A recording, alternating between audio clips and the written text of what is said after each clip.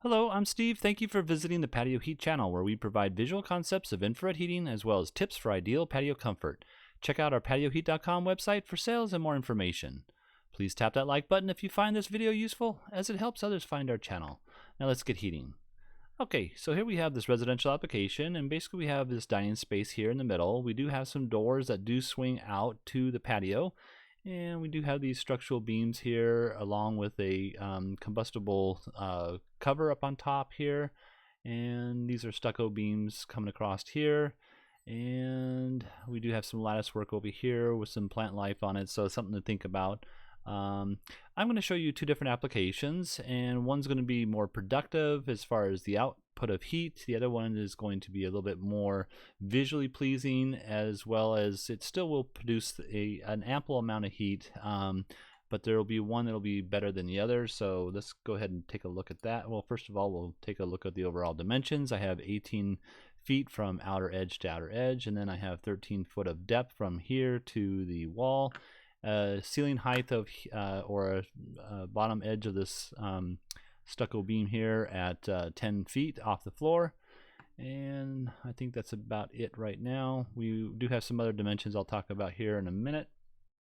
Alright, let me turn that off, and we have two different options again. So one option would be to place them parallel with the structure itself, and then I have these physically at from this edge here to the center of the heater at 4 foot 6 inches, and then I just have them centered within this span here. So if you took your half of your 18, which would be 9, so that'd be 4.5 center to heater, 4.5 here would be center to heater, and I think that's about it. Something to think about is that these brackets are 31 inches in length, so from outer edge to outer edge it's 31 inches, so you want to make sure that you have the ample space to mount the brackets to if you choose this option.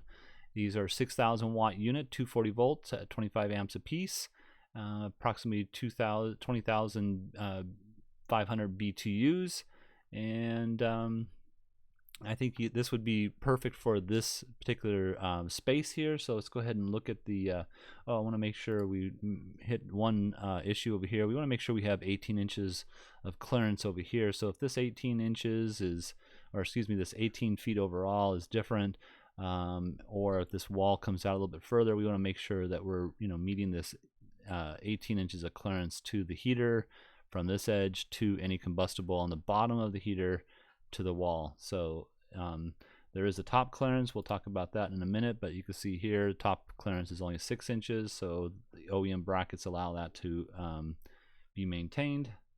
And let's go ahead and turn that off right now. Let's go ahead and look at the footprint of heat. Footprint of heat, you can see we have a nice coverage throughout this whole entire space. We do have a nice crossover here in the middle, so if you're the person sitting right underneath the heater versus the person sitting off the edge, so when the ray is coming off the heater, it diminishes in its intensity. So if you were sitting over here, you wouldn't feel as intense as you would over here, but with the two crossover rays, you would feel just as comfortable as over here.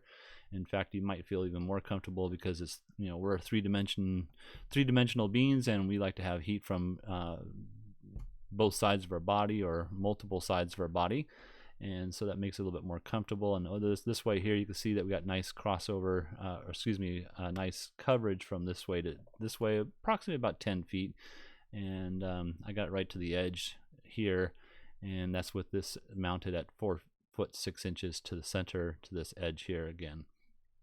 All right, so that would be my preferred application. Now visually, I think this might be a little bit not as appealing, so let's go ahead and look at another option. Another option would be to take the units and place them parallel with these beams here. Now the important thing about running them parallel with the beams is that you're maintaining the clearances above here, so you need to make sure that you have 6 inches here, 6 inches over here, and then 6 inches all the way around. I have these beams here at 10 inches in height, and I have this stucco beam here at 12 inches in height.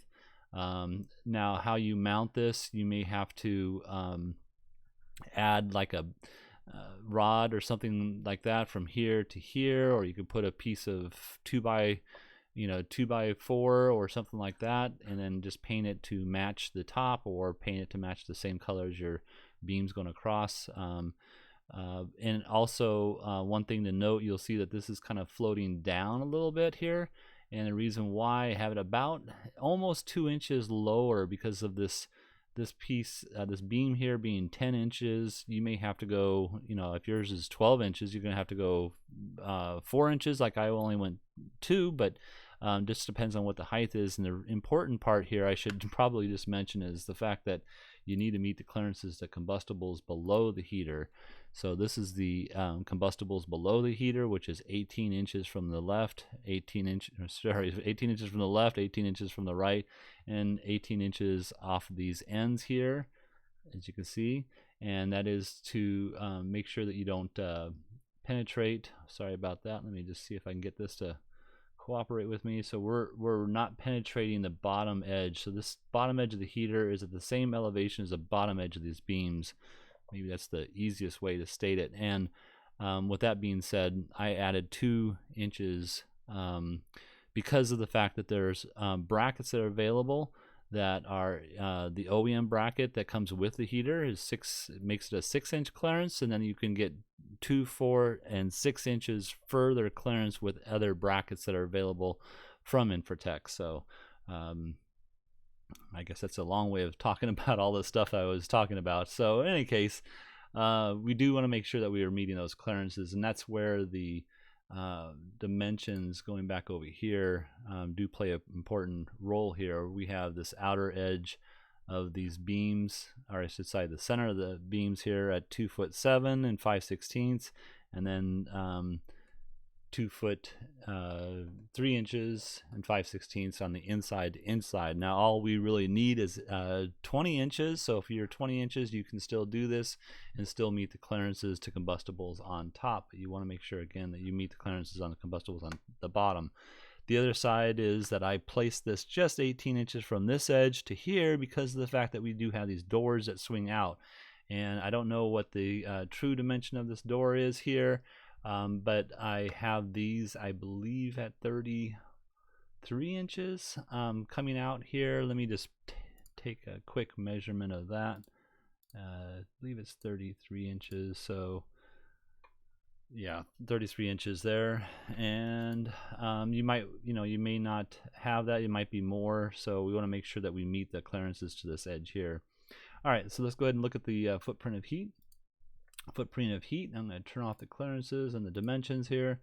You can see that we have fairly good footprint of heat. We aren't getting the same amount of crossover here. There is kind of a dead space here, or not heated space here, but it's fairly decent. I wouldn't have a problem with this personally, and I think it'd be just fine really. So you're getting a kind of a 12-foot throw this direction.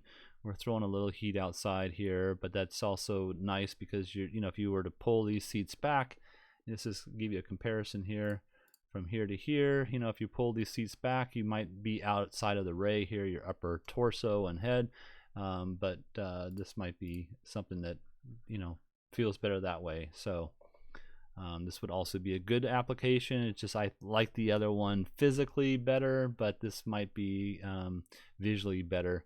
Again, you're just going to have to come up with some way of mounting it to the top structure here. There's just some grass type of element up here for shade, and that's not going to support the heater, obviously. So, all right. Well, I hope this has helped. If you'd like us to review your plans, please send your information to designs@patioheat.com, and please again tap that like button. We don't advertise, we don't monetize, therefore YouTube will not promote our channel unless we receive your appreciation, and we truly appreciate that. So thank you very much and have an excellent day.